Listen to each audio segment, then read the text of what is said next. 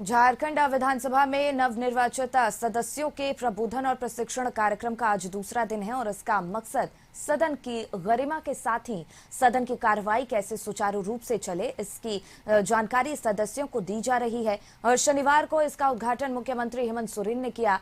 राज्यसभा में उप सभापति हरिवंश और झारखंड के संसदीय कार्य मंत्री राधाकृष्ण किशोर विशिष्ट अतिथि के तौर पर उपस्थित रहे और कार्यक्रम की अध्यक्षता रविंद्रनाथ महतो ने की।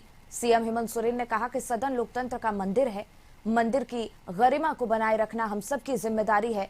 वहीं राज्यसभा के उप सभापति हरिवंश ने कहा कि विधायकों को रूल्स ऑफ प्रोसीजर जानना बेहद जरूरी है। सदन में विधायकों को एब्सोल्यूट फ्रीडम ऑफ स्पीच मिला है और संसदीय कार्य मंत्री राधाकृष्ण किशोर ने यह भी कहा कि यह प्रशिक्षण सदन को सुचारू रूप से चलाने और सदन की गरिमा को बचाने के लिए दिया जा रहा है। 3 मार्च का बजट जो पेश होना है।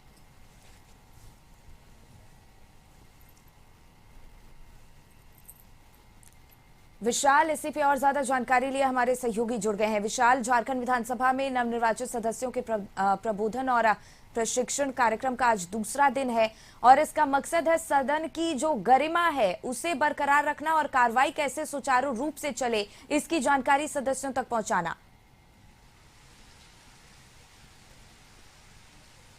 बिल्कुल, देखिए, झारखंड विधानसभा चुनाव 2024 जो संपन्न हुआ, इस विधानसभा चुनाव में कुल 21 जो विधायक है चुनकर पहली बार सदन में पहुंचे, तो उन विधायकों के लिए प्रशिक्षण सह प्रबोधन कार्यक्रम का आयोजन किया गया।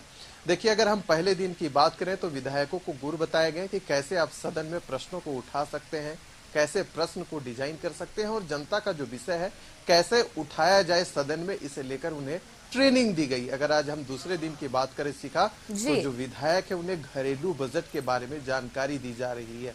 जो कल्पना सोरेन है, मुख्यमंत्री हेमंत सोरेन की पत्नी, वह मौजूद है। साथ ही साथ विधानसभा के जो अध्यक्ष है रविंद्रनाथ महतो, वह भी इस प्रशिक्षण कार्यक्रम में मौजूद है। यानी कि कुल मिलाकर इस प्रशिक्षण और प्रबोधन कार्यक्रम का एक ही उद्देश्य है कि कैसे विधायकों को सदन में जो कार्यवाही चलती है उसकी जानकारी दी जाए। देखिए, टाइगर जयराम महतो जो कि जेएलकम पार्टी से आते हैं, वह भी इस कार्यक्रम में मौजूद है। पहले दिन भी वह मौजूद थे, दूसरे दिन भी वह मौजूद है। हमने उनसे बातचीत की थी तो उन्होंने कहा था कि सकारात्मक जो परिणाम है इस प्रकार के कार्यक्रम का सामने निकल कर आएगा। देखिए, अगर आज हम दूसरे दिन की बात करें तो जो विधायक है रामसूरी मुंडा, ये जो तमाम विधायक हैं जो पहली बार चुनाव जीत कर आए हैं, अगर हम मंजू देवी की बात करें या अन्य विधायकों की बात करें, तो उनका सबका एक ही कहना था कि इस प्रकार का कार्यक्रम से हम सभी को बेनिफिट पहुंचेगा ही पहुंचेगा और सदन में हम बढ़ चढ़कर हिस्सा लेंगे। जो जनता का विषय होता है, जो प्रश्नों के माध्यम से हम उसे सदन में उठाते हैं, उन सब चीज में हम लोगों को लाभ मिलेगा। देखिए, झारखंड विधानसभा में जो सबसे बड़ी बात है कि सीपी सिंह जो बतौर मुख्य अतिथि इस कार्यक्रम में पहुंचे थे, उनका कहना था कि जब भी विधानसभा का सत्र चलता है तो वह सबसे ज्यादा 35 दिनों तक झारखंड में देखा गया है, लेकिन इसे बढ़ाकर 60 दिनों तक करना चाहिए। तो देखिए, इसे लेकर भी चर्चा हो रही थी।